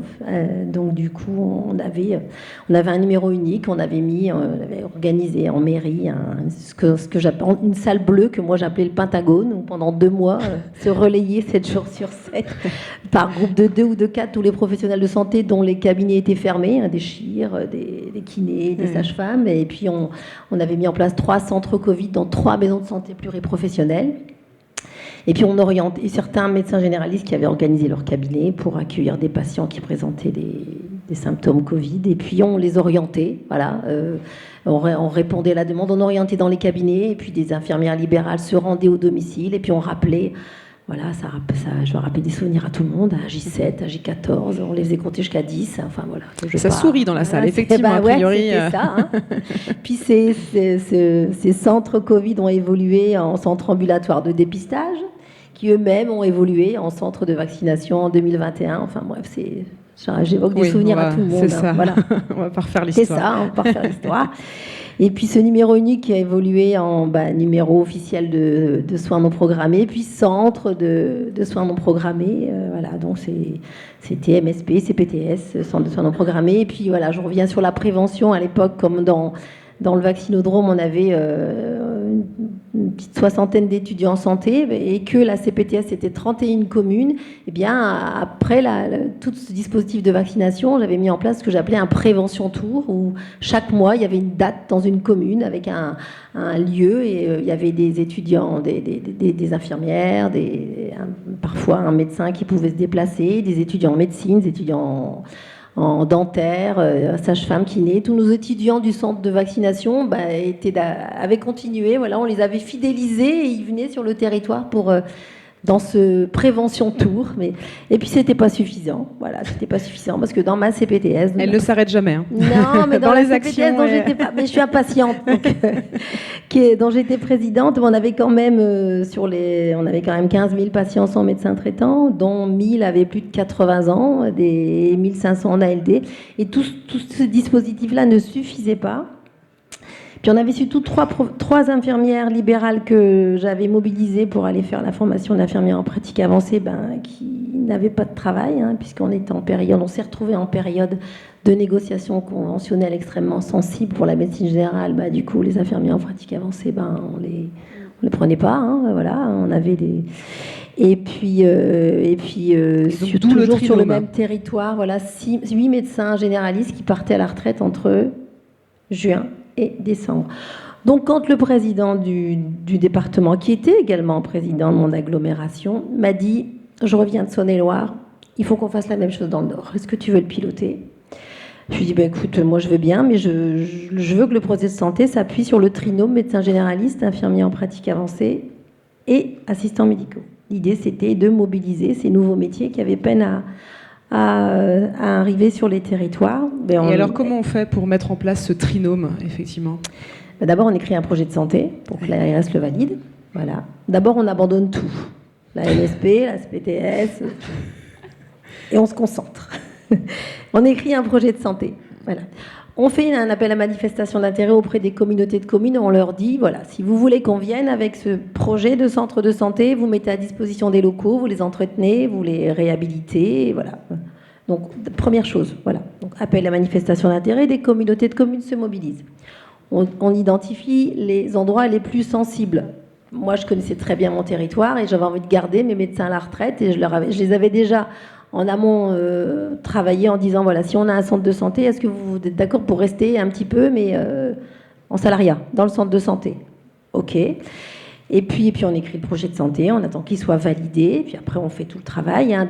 Au sein même d'une collectivité, ce que je veux dire là pour le coup, c'est le 13e travail d'Hercule, hein, essayer de faire entrer un fonctionnement que moi j'avais l'habitude de faire pendant mes 30 années libérales. Dans votre tête, dans mais qui une devient grande concret. collectivité, Ouais, je vais vous dire que c'était de l'ordre du 13e travail d'Hercule. Et voilà. Et donc du coup, ce projet a vu le jour. Voilà. Donc le premier centre de santé a démarré. On a démarré hors les murs puisqu'on avait un retard retard au niveau des travaux. Donc en novembre 2023, une première équipe avec 3 médecins retraités, les 2 infirmières en pratique avancée que du coup j'ai salariées puisqu'elles n'avaient pas de boulot. Et 2 assistantes médicales ont commencé à prendre en soin les patients les plus fragiles au domicile ou en EHPAD sans médecin traitant. Voilà. Donc entre le 27 novembre et début janvier, il y a 200 patients qui ont été inclus. Et puis le centre de santé a ouvert. C'est ça. Voilà. Et puis au fur et à mesure, ça a grandi. Mais alors comment on arrive à convaincre les professionnels d'intégrer le projet ? Déjà, les 8 médecins qui sont partis à la retraite, il y en a 6 qui ont intégré le centre à mi-temps. Voilà. Alors pour le coup... Pour eux, en ressenti, c'était un 5e de temps. Oui. Mais officiellement, c'est un mi-temps. Et puis des jeunes qui se sont rapprochés parce que il faut quand même aussi intégrer le fait qu'on a une génération qui est extrêmement intéressée par le travail de la médecine générale en salariat. D'abord parce que quand ils sortent de la fac, ils n'ont pas envie de s'installer tout de suite. Et la particularité d'une patientèle en centre de santé, c'est que c'est le centre de santé qui est médecin traitant et pas eux. Et qu'en plus, ils sont déchargés de toute la dimension administrative, tout ce qui est toute la logistique. Voilà. Donc c'est pas l'idéal, sauf que c'est un outil complémentaire que moi j'avais identifié manquant sur les territoires, en plus de tout ce qui existe déjà et qui est incroyable. Ça veut dire que finalement c'était peut-être la meilleure solution pour répondre aux besoins du département ?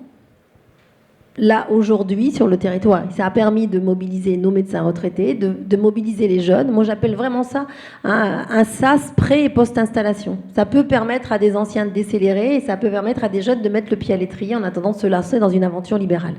Là, c'est vraiment ça.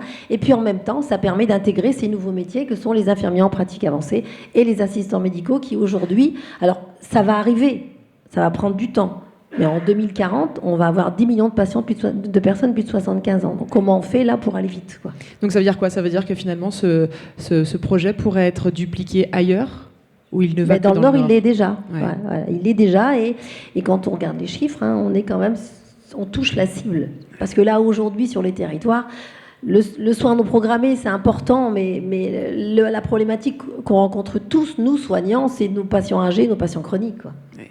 C'est là qu'on n'a pas de réponse pour ces patients-là, quoi. Et là, donc là, pour ces patients-là, c'est les outils de coordination qui sont indispensables, que ce soit avec le premier ou le second recours. Et là, pour le coup, l'organisation au sein des CPTS, elle est indispensable parce que on parle de parcours. Là, la difficulté de mettre en place des parcours, de prendre l'ambulatoire, le second recours, le médico-social, la prévention, et puis d'articuler tout ça. C'est ça le parcours, en fait, parcours de santé. Voilà. Alors le parcours, bien sûr, toujours au cœur, mais quid, mine de rien, du financement ? Le financement, il est le même qu'en structure d'exercice coordonné. L'idée d'une collectivité territoriale ou d'une association, c'est d'être à l'équilibre. Voilà, d'être à l'équilibre. Alors, outre, évidemment, le remboursement des soins, il y a tout un dispositif qui se met en place, qui existe aussi pour les centres de santé. C'est l'ACI, l'accord conventionnel interprofessionnel, qui apporte des financements complémentaires pour justement aider à la coordination. Ça existe aussi pour les centres de santé. C'est l'accord national, c'est exactement la même chose. Les aides à l'installation, après tous les dispositifs qui existent au travers du FIR qui peuvent nous amener des... en tout cas, ça veut dire qu'il faut savoir aussi aller toquer aux portes. Alors, on parle du Nord, bien sûr, mais est-ce que finalement, vous avez peut-être connaissance de d'autres projets qui se feraient... Ça existe dans d'autres dispositifs. En Saône-et-Loire, ils ont monté ce dispositif-là. En Occitanie, ça existe aussi. Alors, tout le monde ne mobilise pas ce que moi j'appelle le trinôme de famille. Voilà, voilà, tout le monde a bien entendu trinôme de famille. C'est moi qui l'ai dit. Un jour. Non, mais elle veut déjà poser le. Non, mais on pourra. Alors, très bien. Je veux dire, l'idéal, le rêve. Voilà, le médecin de famille, c'est le rêve, mais ça devient un rêve virtuel. Je veux dire, on s'adresse à une génération qui aujourd'hui n'a plus envie d'aller à la boulangerie et de croiser Madame Michu qui va lui montrer un bouton ou qui va lui demander une ordonnance pour le kiné. Ça n'existe plus. Ils veulent plus de ça. C'est fini. Il faut qu'on trouve un autre dispositif face en plus à la complexité des cas et au vieillissement de la population. Donc il faut qu'on invente tous les maisons de santé, les maisons de la prévention, l'hôpital, les équipes de soins spécialisées, à condition que, comme on dit tous, on le dit, on regarde tous dans la direction du patient. Parce que là, voilà. Bien sûr, c'est toujours le patient au cœur. Merci beaucoup pour votre engagement au micro et surtout sur le terrain. On va finir encore avec peut-être quelques questions encore avec vous avant de vous donner le micro pour aussi partager avec nos invités. On l'a dit, vous avez un véritable rôle pédagogique auprès des patients, des professionnels, mais aussi des institutionnels. Et justement, Adrienne Rex, qu'est-ce qui finalement est le plus difficile ? Convaincre les institutionnels ou les professionnels ? Même si on a bien compris tout à l'heure que c'était pas... À votre avis ? Je vous pose la question. Non, justement, la réponse n'est pas, à mon avis, celle à laquelle on s'attend. Finalement, c'est pas l'institution. Enfin, moi, j'ai la chance de travailler dans une institution qui vraiment porte ses projets. Enfin, aujourd'hui, il y a un plan à la PHP qui s'appelle les 30 leviers avec le nouveau directeur, et vraiment le parcours et l'expérience du patient est vraiment au cœur des priorités là, notamment sur l'année 2025 qui arrive. Donc voilà, la première année, c'était recruter des professionnels pour continuer à faire vivre l'hôpital. Là, ça va, on a recruté pas mal de professionnels, même si malgré tout, il reste pas mal de lits fermés. Mais cette année-là, c'est vraiment tout sur le patient et son parcours et le lien ville-hôpital. Voilà, c'est vraiment prioritaire aujourd'hui à l'hôpital public, et ça fait plaisir quelque part. Voilà. Après, les professionnels dans les services, comme je disais tout à l'heure, c'est pas forcément le plus simple. Voilà, ça dépend, ça va être des individualités, des gens qui vont croire, qui ont envie d'être dans des projets, en fait, et tout le monde n'est pas comme ça. Voilà. En tout cas, a priori, si vous êtes là ce matin, c'est que vous avez envie, et c'est tant mieux. Mathilde Moisan, quel que soit finalement le dispositif, on vous a entendu tous les 5, en tant que professionnel, finalement, vos métiers évoluent, et ces projets de coordination demandent beaucoup, l'écriture du projet, on l'évoquait tout à l'heure avec vous, Alexandre, faire de la communication. Vous gérez toutes ces missions, finalement, vous devez les gérer, et pourtant elles dépassent votre métier propre. Comment vous faites ? Je pense que pour ne pas faire peur à tous ceux qui sont là. L'important, c'est de se former à la gestion de projet. Je pense que former les équipes, mais former les coordinateurs, les directeurs à la gestion de projet, moi, ça a été mon cas par un master, un MBA santé, voilà, qui me permet d'avoir une méthode de projet en plus du métier soignant. C'était des échanges aussi avec les chefs de service qui étaient dans ma promotion, qui disaient nous, on ne nous apprend pas en fait la méthodologie de projet, le management. Souvent en France, le management, c'est une promotion. Quand on travaille bien, on devient manager. Mais être manager et faire de la gestion de projet, c'est un métier, ça s'apprend. Donc je pense la formation aussi à l'éducation thérapeutique, c'est important, l'entretien motivationnel, tout ça, c'est des choses après qu'on utilise dans l'exercice, donc formation, je dirais. Formation. Et ça fait partie aussi, cette matinée, elle fait partie aussi de la formation. Alexandre Feldman, face à toute cette diversité de structures, on l'a vu, il y a plein de possibilités. Quel choix effectuer ? Vers quoi se tourner ?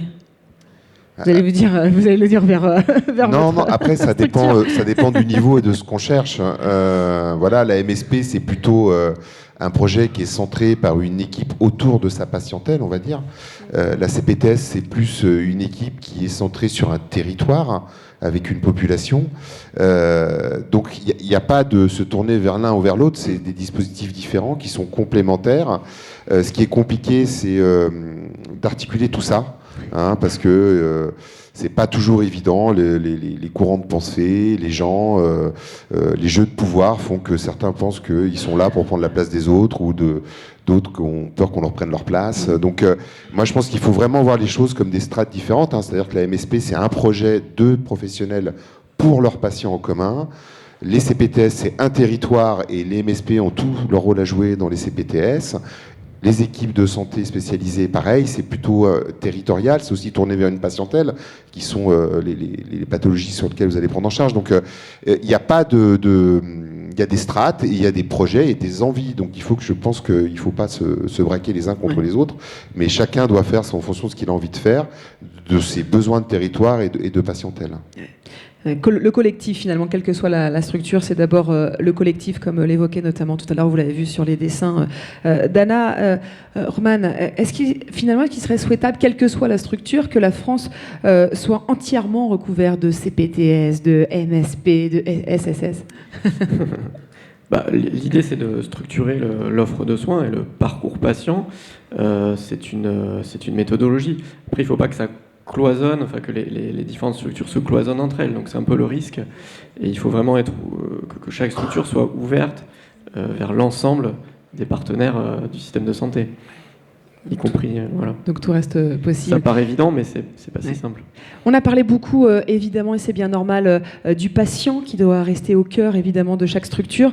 Mais quid peut-être aussi du soignant, Salia, on va terminer avec vous. On sait que l'exercice coordonné fait aussi du bien aux soignants grâce au lien social, forcément, qu'il crée. Les études montrent même qu'un soignant isolé est un soignant davantage à risque d'épuisement. Est-ce que c'est quelque chose que vous constatez dans vos différentes structures, vous qui avez ouvert beaucoup de structures ?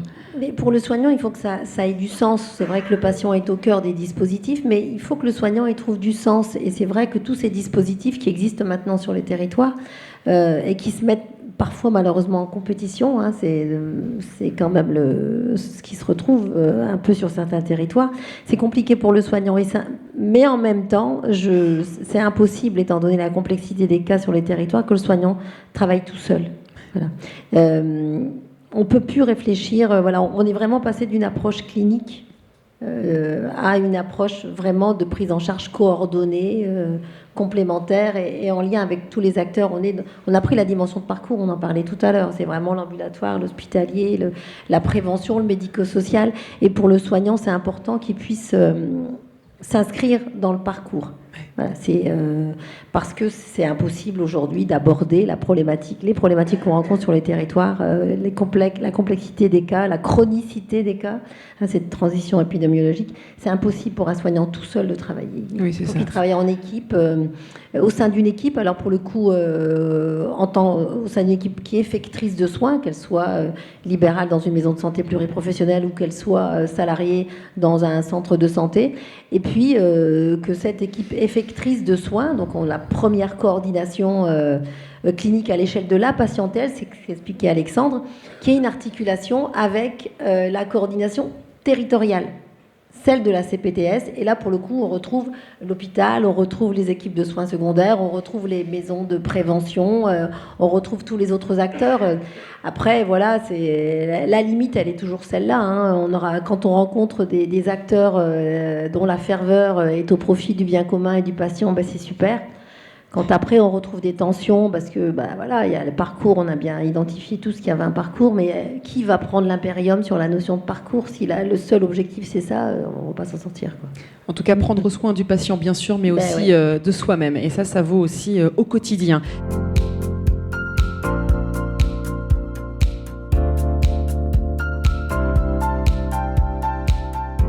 Ce que je peux dire, c'est qu'il y a des assistantes sociales aux urgences et dans les services. Cela dit, les assistantes sociales, elles dédient la plupart de leur temps à la partie administrative, en fait, c'est-à-dire à ouvrir les droits aux patients, faire des dossiers MDPH, parce qu'en fait, il n'y a pas grand-chose qui est fait en ville, souvent avant que les gens arrivent à l'hôpital. C'est ça qui pose problème aussi. Les gens ne connaissent pas leurs droits, d'ailleurs. Et du coup, à l'hôpital, elles sont dans l'urgence de devoir effectivement ouvrir les droits, une sécu, une mutuelle, que sais-je, la MDPH, la préfecture, enfin, tout y passe. Les sauvegardes de justice, très gros sujet, qui prennent un temps fou. Voilà, donc les assistantes sociales, elles travaillent là-dessus, en fait. Et donc, elles ne travaillent pas vraiment sur le parcours.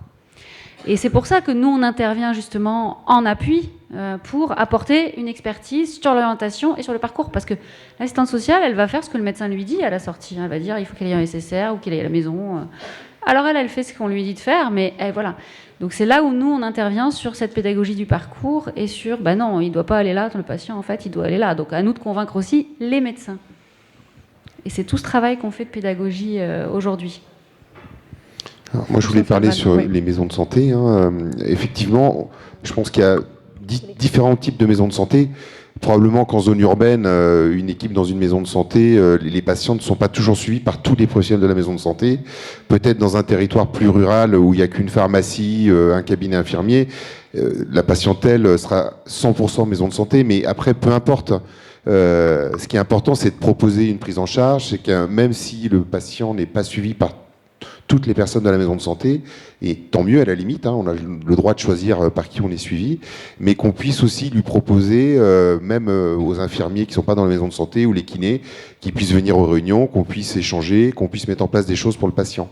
Donc il y a deux visions, c'est un peu territorial en fonction aussi de l'environnement. Ça peut être effectivement des patients qui ne sont pas complètement dans la maison de santé, et c'est peut-être pas le but. Ils vont se faire soigner où ils veulent, ils ont la liberté quand même d'aller choisir leur praticien. Et en ville ou effectivement, ou en milieu rural où ils sont un peu pris en charge un peu globale, donc il faut différencier les deux, je pense. Alors pour le dispositif, la question que vous avez posée je pense que vous parlez des patients qui ont vraiment en grande vulnérabilité ou en exclusion sociale. Voilà. La particularité aussi de l'infirmière en pratique avancée, c'est qu'elle a une dimension médico-sociale qui est énorme. Voilà. Et le portage départemental de ce type de dispositif prend tout son sens dans la mesure où sur le territoire, les patients qui en général, dans le nombre de patients énormes qui n'ont pas de médecin traitant, les patients âgés, les patients en grande vulnérabilité, en exclusion sociale, les patients en situation de handicap, les enfants confiés à l'aide sociale à l'enfance, en général, ils sont surreprésentés dans le nombre de patients sans médecin traitant. Ça légitimait complètement le département à ce type de portage. Donc, à savoir que les infirmières en pratique avancée, elles ont cette dimension. et la facilité aussi pour nos équipes départementales de se mettre en lien avec les autres équipes départementales, puisque vous savez que le département, c'est quand même le chef de file des solidarités humaines. Donc on est en lien avec l'autonomie, les dispositifs de l'autonomie, de la PMI, des services prévention santé. Donc c'est quand même, voilà, la prise en charge coordonnée, elle est quand même facilitée, surtout pour la population hyper fragile et en grande vulnérabilité dont vous parlez.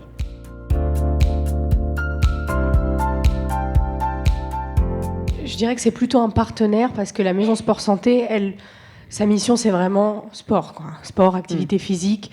Nous, on a voulu proposer vraiment une vision un peu plus triangulaire sur, voilà, comme je disais, santé mentale, activité physique et nutrition. D'autres ateliers aussi. Parce qu'en fait, on a l'expertise des professionnels de santé de la CPTS qui ont dit dès le départ, nous, on veut pas parler que d'activité physique, etc. On n'a pas pris la même porte d'entrée. Nous, c'était surtout le facteur de risque. Donc, on s'est dit, qu'est-ce qu'on peut faire comme action concrète sur chacun des facteurs de risque cardiovasculaires, métaboliques. Donc, voilà par rapport aux maisons sport santé, mais qui sont des partenaires. Hein. Il y en a 2, 3 sur le territoire de la CPTS et sur ce qui est de l'adressage, des programmes passerelles, l'expertise sport santé, on les sollicite. Ensuite, sur l'adhésion des professionnels, pas tellement de soucis, justement, parce que c'est assez... On l'a redit beaucoup tout à l'heure, la question du sens, mais c'est assez vecteur de sens pour les professionnels de santé, les adhérents. Les infirmières libérales s'en sont beaucoup emparées. Les médecins généralistes, pas tant dans l'animation des ateliers, mais dans l'adressage, parce que c'est une solution un peu clé en main pour leurs patients. Ils leur disent, écoutez, vous êtes motivés, allez là-bas, poussez la porte. Et donc on a autant des promoteurs que des utilisateurs, des animateurs d'ateliers. On a couplé ça aussi à la formation. Donc on fait de la formation ETP, gestes de premier secours. Donc on a vraiment créé un projet tout autour, justement, qui partait des adhérents, vraiment du territoire de la CPTS. Et pour le financement, donc c'est un financement qui a été soutenu par l'ARS Île-de-France. Sur un fonds d'intervention régionale, Sally le nommait tout à l'heure. Donc on a une partie FIR, on a une partie ACI, parce que dans la CPTS on a la mission de prévention, mais c'était évidemment pas assez pour déployer un projet de maison de prévention. Donc voilà, c'est FIR et ACI. Alors comment on fait ? C'est simple, hein, c'est d'où le centre de santé. J'ai essayé, comme toi, d'essayer en libéral de le mettre en place. Ça allait trop lentement au regard des besoins qu'il y avait sur le territoire. Et donc j'ai réussi parce que l'équipe est salariée. Et donc si l'équipe est salariée, chacun, mais on en revient au financement forfaitaire sur certaines pathologies. Je pense que c'est urgent de le mettre en place au sein des équipes libérales. Du coup, chacun s'inscrit dans le parcours là où on a besoin de lui en fonction de ses compétences, sans se poser la question de savoir qui va facturer. Et là, c'est à l'ancien de l'assurance maladie que je parle. Voilà. Donc, tant qu'on n'aura pas, en tout cas pour certaines pathologies chroniques bien identifiées, une prise en charge forfaitaire en équipe, ça existe déjà dans certaines MSP, hein, puisque tous les dispositifs article 51, beaucoup vont passer dans le cadre du droit commun, hein, donc on va pouvoir enfin expérimenter ces prises en charge forfaitaires et décloisonnement en équipe, décloisonnement des acteurs. Mais voilà, j'ai réussi comme ça. Et c'est pour ça que j'ai accepté ce dispositif centre de santé, parce que je me suis dit, je vais essayer en centre de santé. Je me dis que peut-être que ça permettra de faire accoucher sur les territoires le dispositif, après en libéral. Mais pour qu'il accouche plus vite, je suis passée par le salariat. François Fellman, vous vouliez répondre aussi ? Oui, je voulais juste te dire que je trouvais que c'était dommage, en fait, qu'ils ne comprennent pas l'intérêt des deux, parce que c'est pas du tout le même métier. Donc, il y a peut-être un peu de pédagogie ou de mauvaise compréhension, ou de volonté, entre guillemets, effectivement. Mais non, mais pour l'auditoire, c'est de dire que c'est pas les mêmes métiers, surtout parce qu'il y a des gens qui comprennent pas la différence IPA, assistant médical. Mais c'est pas du tout le même métier, c'est pas tous les mêmes fonctions. Donc de choisir l'un ou l'autre en disant que ça va pas ensemble, c'est une erreur. Hein. Il n'y a pas de solution miracle. Déjà, il faut que les gens aient envie de travailler ensemble et qu'ils aient envie de faire un projet. Donc s'il y a personne sur le territoire qui veut y aller, ça va être compliqué. Après, peut-être que c'est là où les centres de santé sont peut-être une porte, entre guillemets, alternative. Hein, Ouais, c'est ce que j'allais dire. Il y a deux possibilités. Hein. C'est où il y a toujours un mélange des genres par rapport aux collectivités ou aux élus qu'il y a sur les territoires qui ne comprennent pas bien toujours le sens. Il y a deux possibilités pour porter un exercice coordonné où on peut accompagner une équipe qui est déjà une équipe porteuse libérale, et donc pour le coup en général il y a à minima 2 médecins. Voilà, avec des paramédicaux autour qui portent le projet et qui peuvent se faire accompagner après par une collectivité pour un projet architectural. Mais une fois que l'équipe est constituée, et l'équipe de libéral doit rester porteur. Maintenant, si c'est compliqué de mobiliser une équipe, alors dans ce cas-là, l'élu, l'institut peut prendre la main et dans ce cas-là, porter un projet de centre de santé départemental, de centre de santé. Et là, c'est à lui de rechercher des médecins en salariat. C'est vraiment deux choses différentes. Ça sert à rien qu'un élu construise un bâtiment en disant je vais aller chercher des médecins libéraux pour mettre dedans. Ça sera des coquilles vides systématiquement. Et l'équipe de paramédicaux, voilà, qui porte un projet en général quand il n'y a pas de médecin, c'est compliqué. C'est vraiment deux démarches différentes. L'équipe qui porte le projet, qui reste porteur du projet, et après, l'associatif, parce que ça peut être aussi, vous pouvez aussi vous constituer en association, écrire un projet de santé et après chercher des médecins à salariés. C'est vraiment deux démarches différentes. Après, sur le centre de santé, il y a peut-être aussi une volonté politique. Autant dans les maisons de santé, il y a peut-être une volonté libérale, entre guillemets, de se structurer. Mais sur le centre de santé, il faut, je pense, un soutien aussi oui, du territoire politique. De politique, l'aboutissement de ce trinôme aussi, mais mis à part tout ce qu'il peut y avoir autour, c'est qu'il y a une volonté politique forte, voilà, qui soutient le projet et qui amène le projet. Parce que clairement, en général, la première personne qui reçoit les plaintes du patient âgé ou chronique qui n'a pas de médecin traitant, c'est l'élu. En fait, la problématique, elle reste au niveau des négociations conventionnelles. C'est-à-dire le fait que les IPA ne vivent pas en libéral parce qu'elles ont une rémunération qui a été bloquée pendant les négociations conventionnelles avec une opposition d'autres ordres de professionnels, que ce soit les médecins généralistes ou les infirmiers libéraux, de toute façon. Donc c'est là que ça a été bloqué. Donc on va passer par des expérimentations, dit article 51 ou centre de santé, où on va mettre en place, où on va démontrer vraiment la vraie valeur ajoutée de l'IPA.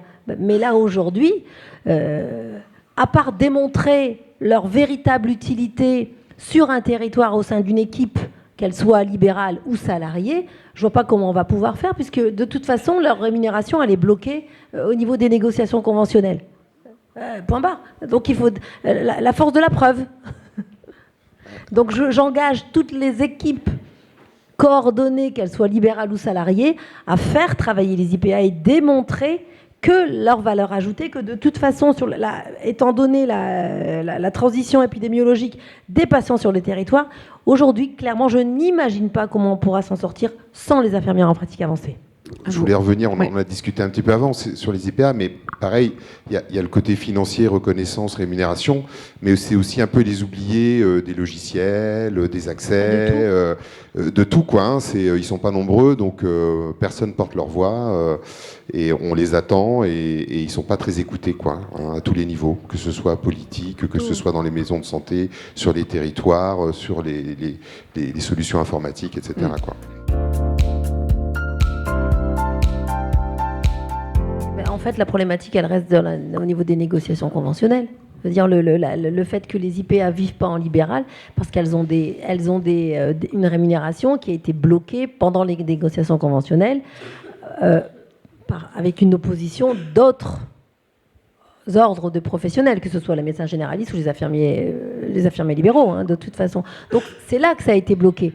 Donc on va passer par des expérimentations, dit article 51 ou centre de santé, où on va mettre en place, où on va démontrer vraiment la vraie valeur ajoutée de l'IPA. Mais là aujourd'hui, à part démontrer leur véritable utilité sur un territoire au sein d'une équipe, qu'elle soit libérale ou salariée, je ne vois pas comment on va pouvoir faire, puisque de toute façon, leur rémunération, elle est bloquée au niveau des négociations conventionnelles. Point barre. Donc il faut la force de la preuve. Donc j'engage toutes les équipes coordonnées, qu'elles soient libérales ou salariées, à faire travailler les IPA et démontrer que leur valeur ajoutée, que de toute façon, étant donné la transition épidémiologique des patients sur le territoire, Aujourd'hui, clairement, je n'imagine pas comment on pourra s'en sortir sans les infirmières en pratique avancée. Je voulais revenir, on en a discuté un petit peu avant sur les IPA, mais pareil, il y a le côté financier, reconnaissance, rémunération, mais c'est aussi un peu les oubliés des logiciels, des accès, de tout quoi. Hein. Ils sont pas nombreux, donc personne porte leur voix et on les attend et ils sont pas très écoutés quoi, hein, à tous les niveaux, que ce soit politique, que ce soit dans les maisons de santé, sur les territoires, sur les solutions informatiques, etc. Quoi. Les MSP qui s'en sortent pas, c'est souvent quand ils s'entendent pas entre eux déjà. Je pense que c'est plutôt ça. Après, il y a un peu de contraintes, hein, c'est-à-dire qu'il faut arriver à se mettre en ordre de marche pour faire fonctionner la structure et qu'il faut que tout le monde ait un petit peu de bonne volonté pour faire démarrer les choses. Il y a peut-être de la pédagogie et puis que les gens prennent le temps de comprendre comment ça fonctionne et s'adaptent un petit peu. Hein. Le plus dur, c'est le changement. Hein, mais si déjà ils sont voulu se mettre en MSP, c'est qu'ils sont dans le changement. Donc petit à petit, ils vont y arriver, quoi. On a vu pendant la période Covid, tous ici présents, qu'en 2 mois, on a tout déverrouillé. Tout a été déverrouillé. Voilà. Il faudrait redéverrouiller. Voilà. Ouais, faut attendre un prochain Covid. Non, mais c'est vrai que c'est toujours dans la douleur. Tous les projets, on accouche tous de nos projets dans la douleur. Or, pendant la Covid, tout le monde avait peur et donc nos institutionnels ont tout déverrouillé, on pouvait tout faire, tout était simple. Et puis finalement, le naturel a repris l'habitude et après, quand on a un peu respiré, tout s'est reverrouillé et toutes les strates se sont remises en place. Parce que la situation exceptionnelle, évidemment, solution exceptionnelle. Donc c'est vrai que. Ouais, mais je pense on fonctionne tous avec on est tous contraints. On est tous contraints d'institutionnels ou avec des décisions qui parfois sont en dépit du bon sens. Alors là, c'est plutôt la libérale, l'ancienne libérale qui va fonctionner. Quand on se heurte toujours à un truc, quoi. Voilà, il y a toujours une problématique sur et on a des tensions et des groupes aussi de professionnels. Là, tu disais tout à l'heure, hein, ça peut être. Je crois que la solution, elle est en nous-mêmes. La solution, elle est en nous-mêmes. Quand on est hospitalier, on est obligé de se bagarrer avec les libéraux. Quand on est libéral, on est obligé de se bagarrer avec les institutions. Il faut se bagarrer avec les équipes de soins spécialisées, qui elles-mêmes sont obligées de se bagarrer avec les professionnels de santé du second recours qui sont. Un message d'espoir, donc. Mais non, mais je veux dire, la solution, elle est en nous-mêmes. Je veux dire, il faut que. Adrienne, vous voulez peut-être répondre aussi. Il n'y a rien ni personne que nous-mêmes qui pouvons déverrouiller. Je pense que là, on est tous des personnes hyper motivées et qu'on voit bien que ça repose vachement sur l'humain. Et que malgré toutes les offres numériques qui sont mises en place et qui continuent à se développer et qui sont, à mon avis, très utiles et nécessaires aujourd'hui, surtout pour 2025-2030, on va dire, il faut aussi que les gens puissent se connaître sur les territoires. Et moi, je me rends compte que même nous, à l'échelle de nos territoires, de nos hôpitaux, c'est en connaissant les gens des CPTS, en connaissant le DAC, les médecins et tout ça, qu'on arrive à créer des parcours, en connaissant les SSR, etc. Voilà, donc je pense que le numérique doit jouer le rôle de facilitateur et de cartographier aussi ce que vous disiez, l'offre de santé du territoire. C'est hyper important parce que ça, nous, on ne sait pas. Honnêtement. Donc on a besoin pouvoir avoir accès facilement à l'offre publique et privée du territoire. Ça, je pense, c'est hyper intéressant. Voilà. Et puis, effectivement, se connaître, on reste quand même sur l'humain, malgré tout. L'humain, avant tout. Peut-être un dernier conseil avec vous, Mathilde. Oui, en y réfléchissant, je pense qu'il nous manque une feuille de route claire au niveau national. Même. En fait, là, on arrive à la loi de modernisation du système de santé, le Ségur. Là, on a eu beaucoup de changements. Je pense qu'il faut un peu d'ambition et de courage pour faire une feuille de route assez simple, claire, avec des objectifs territorialisés. Ça reste intéressant, mais sur le national, je trouve qu'on manque de points et de réévaluation. Merci beaucoup à vous 5. Peut-être non, vous vouliez, Alexandre, non Non, mais une note d'espoir, c'est que n'ayons pas crainte du changement. On est tous d'accord qu'il faut avancer et qu'on ne peut pas rester dans la situation dans laquelle on est. Enfin, moi, je ne l'accepte pas. Donc, il faut trouver des solutions, il faut innover, et puis il ne faut pas avoir peur de changer. On est tous d'accord là-dessus, c'est qu'il faut que ça bouge. En quelques mots, effectivement, qu'est-ce que vous a inspiré cette matinée ? J'ai entendu que les structures de coordination, c'était à la fois une contrainte, une liberté, mais surtout une nécessité, qu'on entend beaucoup peur, de crainte du style mais ça va prendre du temps, mais il va falloir se mettre d'accord, mais comment est-ce qu'on se parle à 15 et donc quelqu'un, je crois que c'était vous qui mettiez en avant l'accompagnement, la présence des associations sur le territoire pour accompagner à la structuration. Qu'il faut d'ailleurs que ces associations restent locales puisqu'elles connaissent les besoins du territoire. Hop. J'ai entendu également, parce que vous avez beaucoup dit que le parcours fait partie du soin, qu'il s'agit de parler avec les patients, les équipes sociales, les équipes de soins, au service du projet de vie du patient et que ça contribue aussi notamment à permettre de libérer des lits à l'hôpital parce qu'on en manque. Hop. Il s'est dit beaucoup de choses ce matin. Tout à fait. Et puis ensuite, on a parlé de CPTS beaucoup. Qui permettent d'avoir une loupe donc, sur les besoins du territoire, de mener des actions de prévention, de soins de manière coordonnée. C'est poser aussi la question de comment réagissent les institutions. Et j'entends que ça va prendre du temps, mais que de toute façon, le changement de culture prend toujours du temps. Et que face à ça, on a donc la force du collectif. J'ai aussi beaucoup entendu les difficultés de communication et donc moi qui ne connais pas trop les réalités du terrain, je me demande mais comment ça l'hôpital et la ville ne se parlent pas, est-ce qu'il suffirait donc de traverser la rue? Non, apparemment ça ne suffit pas. Quelqu'un disait ça il y a quelques années. Donc pour remédier à ces passages piétons pas très efficaces, vous créez des équipes de soins spécialisées notamment qui permettent de fluidifier le parcours. Et puis, Madame a parlé du trinôme de famille qui vient quand on a tout essayé en fait. La maison de santé pluriprofessionnelle ne suffit pas, les centres de prévention ne suffisent pas, alors on cherche d'autres façons de travailler ensemble. Et donc, ce trinôme de famille, concept pas encore déposé, mais concept d'avenir, qui rassemble un ou une médecin, un ou une IPA et une personne en charge de l'administratif, qui permet aux médecins en fin de carrière de diminuer leur activité, aux médecins en début de carrière de démarrer en équipe et de suivre sur le terrain les patients avec davantage de proximité, de disponibilité, tout en permettant aux médecins de ne pas tout porter, de ne pas faire des ordonnances sur la place du marché. Et enfin, on va terminer effectivement avec... Et enfin, j'entendais en conclusion la nécessité de se former à la méthodologie de projet pour ajouter aux compétences médicales. L'importance de rester dans une approche complémentaire pour ne pas faire de toutes ces structures un énième millefeuille administratif.